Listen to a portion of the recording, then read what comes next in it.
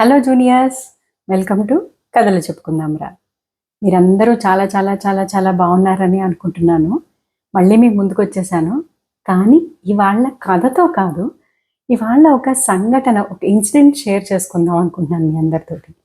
అదేంటంటే, మన 15వ శతాబ్దానికి చెందిన విజయనగర సామ్రాజ్యపు మహారాజు చక్రవర్తి అయిన శ్రీకృష్ణదేవరాయల ఆస్థానంలో జరిగిన సంఘటన గురించి.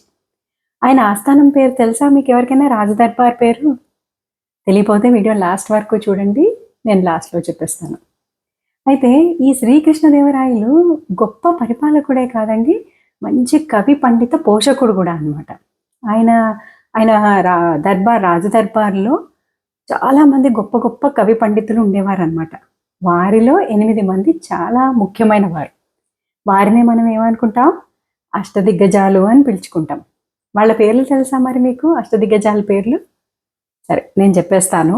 వాళ్ళల్లో మహామంత్రి అల్లసాని పెద్దన్న గారండి, తర్వాత దూర్జటి, 3 నంది తిమ్మన, తర్వాత మాదయ్య గారి మల్లన, అయ్యలరాజు రామభద్రుడు, పింగళి సూరన, రామరాజ భూషణుడు. 7 అయ్యాయి కదా. 8వ వారు ఎవరో తెలుసా? మనందరికీ సుపరిచితమైన, మనందరికీ ఎంతో ఇష్టమైన తెనాలి రామకృష్ణుడు అనమాట. వీళ్ళందరూ కలిసి అష్టదిగ్గజాలు అనమాట. చాలా గొప్ప కవి పండితులు అనమాట. అయితే వీరందరూ ఒకసారి కృష్ణదేవరాయలతో పాటు కొలువులు తీరి ఉండగా ఒక గొప్ప పండితుడు వస్తాడనమాట. ఆయన పేరు ప్రగడరాజు నరసరాజు.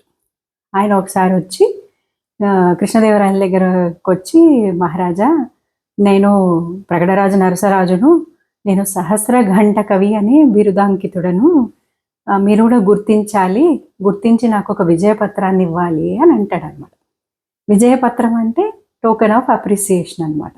అప్పట్లో అట్లా వాళ్ళు ఎందులో అయినా నిష్ణాతులైతే అలా ఆ ఊరు తిరుగుతూ ఆ ఫలానా దేశంలో రాజు వాళ్ళని గుర్తించేవాళ్ళు అనమాట. వాళ్ళకి కొన్ని పరీక్షలు పెట్టి గుర్తించి, అవును ఈయన ఆ బిరుదాంకితుడని ఆ టోకెన్ ఆఫ్ అప్రిసియేషన్ విజయపత్రం ఇచ్చేవాళ్ళు అనమాట. అలా అడుగుతాడు. సో ప్రగడరాజు నరసరాజు అంటాడు, సరే అయ్యా, ఇట్లా నేను సహస్ర ఘంట కవిని అంటే, సహస్ర ఘంట కవి అంటే ఘంటము అంటే పెన్ అనమాట. పూర్వకాలంలో పెన్నని ఘంటము అనేవారు. అది కూడా మనకి పేపర్ పెన్ ఉండేది కాదు కదా అప్పట్లో. వాళ్ళు తాటాకుల మీద, అంటే పామ్ లీవ్స్ మీద రాసేవాళ్ళు అనమాట. సో ఆయన దేనికి నిష్ణాతుడంటే, ఇప్పుడు ఒక 1000 మంది పద్యాలు ఒకటి తర్వాత ఒకటి చెప్తుంటే ఆయన పెన్ ఎత్తకుండా రాసేస్తాడట అలా చెప్తుండగా. సో దానికి చాలా ఫేమస్ అనమాట ఆయన. అయితే కృష్ణదేవరాయలు అంటారు, సరే నీకు అలా ఇలా ఊరికే ఇచ్చేస్తాము, మా అష్టదిగ్గజాలు కూడా టెస్ట్ చేస్తారు, చేసిన తర్వాత వారు ఆమోదిస్తే అప్పుడు మేము మీకు విజయపత్రాన్ని అందిస్తాము అని చెప్తారనమాట.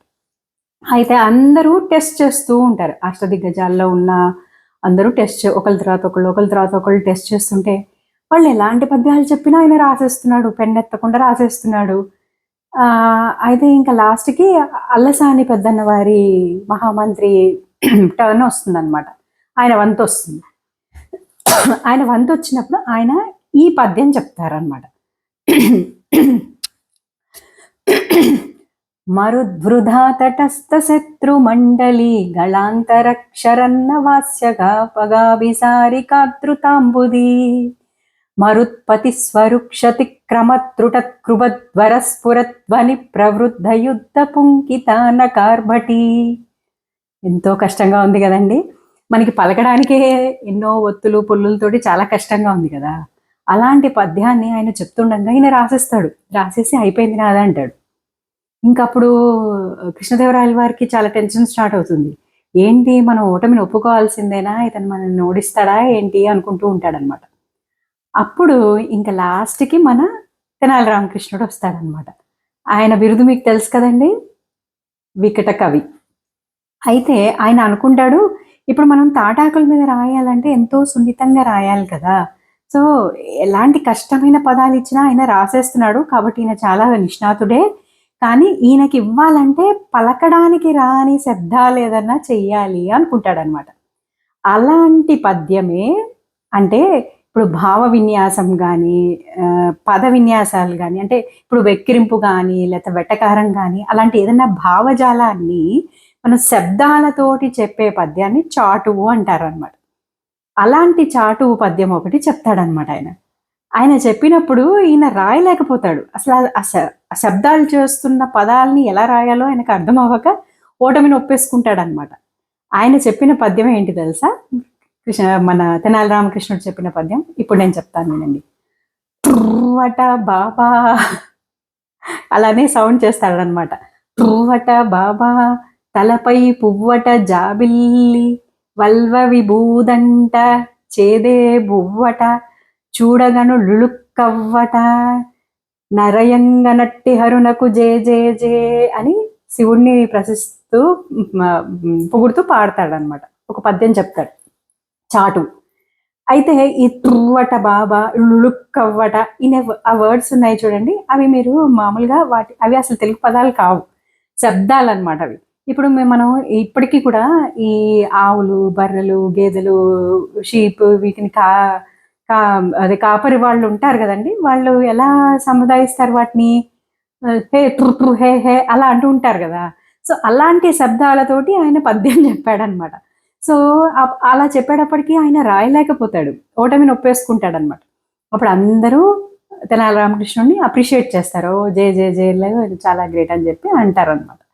సో ఇప్పుడు నేను ఇది ఎందుకు చెప్పానంటే, ఈ కథ, ఈ ఇన్సిడెంట్ ఎందుకు చెప్పానంటే, ఇప్పుడు చాలా భాషలు ఉంటాయండి, అన్ని భాషల్లో అలా రాయగలుగుతారో లేదో తెలియదు కానీ తెలుగు భాషలో మాత్రం అలాంటి చాటువులకు, అలాంటి శబ్దాలకు, విచిత్రమైన పదాలకు కూడా క్రియేటివ్ లిబర్టీ తీసుకోగలరు పోయెట్స్. కాబట్టి మన తెలుగు భాష చాలా గొప్పది. అందుకనే దేవరాయల వారు కూడా ఏమన్నారు తెలుసా? దేశ భాషలందు తెలుగు లెస్స అన్నారు. అన్ని దేశంలో ఉన్న భాషలన్నిటికంటే తెలుగు చాలా గొప్పది అని అన్నాడు ఆయన. అంతేకాదు, ఆయన పరిపాలిస్తున్న కాలంలోనే ఒక వెనేషియన్ ఎక్స్ప్లోరర్ అంటే అన్వేషకుడు ఒక ఆయన నికోలో డి కాంటి అని, ఆయన కూడా అదే టైంలో వస్తాడనమాట. వచ్చినప్పుడు ఆయన ఈ తెలుగు భాష అందరూ తెలుగులో మాట్లాడుకుంటుంటే విని, అబ్బా ఇదేం భాష, ఇంత మ్యూజికల్గా ఉంది, చాలా బాగుంది అని అడుగుతాడు. అది తెలుగు అని తెలుసుకున్నాక దానికి ఇటాలియన్ ఆఫ్ ద ఈస్ట్ అని కూడా ఒక బిరుదిస్తాడనమాట. అంత అంత స్వీట్ అండ్ చాలా గొప్ప భాష.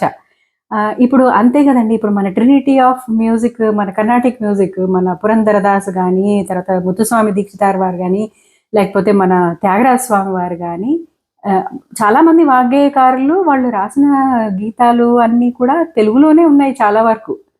అంత గొప్ప భాష అన్నమాట.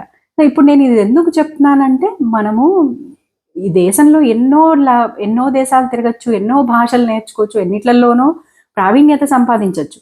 కానీ మన తెలుగు మాతృభాష అయిన తెలుగుని మాత్రం మనం మర్చిపోకూడదు. తెలుగులో కూడా మాట్లాడాలి, తెలుగులో కూడా పటుత్వం సంపాదించాలి. మన తెలుగు సాహిత్యాన్ని చదివి తెలుసుకుని దానిలోని మధురిమను ఆస్వాదించాలి. అది ఎంకరేజ్ చేయాలి మనము, మన పిల్లలు, తర్వాత చాలా మందిని. అది చెప్పడానికే మీ ముందుకు వచ్చాను. సో అదనమాట ఈ వారం మనం చెప్పుకోవాలనుకున్న కథ కాదు, ఇన్సిడెంట్, సంఘటన. సో నేను మొదట్లో మిమ్మల్ని ఒక క్వశ్చన్ అడిగాను, ఏంటది? శ్రీకృష్ణదేవరాయల దర్బార్ ఆస్థానంని ఏమంటారు అని. తెలుసా మీకు? దాని ఆన్సర్ భువన విజయం, అంటే కాన్క్వెస్ట్ ఆఫ్ ద వరల్డ్ అని. ఓకేనా ఫ్రెండ్స్? మళ్ళీ ఇవాళకి ఇంతే. మళ్ళీ మీ ముందుకు ఒక చక్కటి కథతో వచ్చేస్తాను. Until then bye.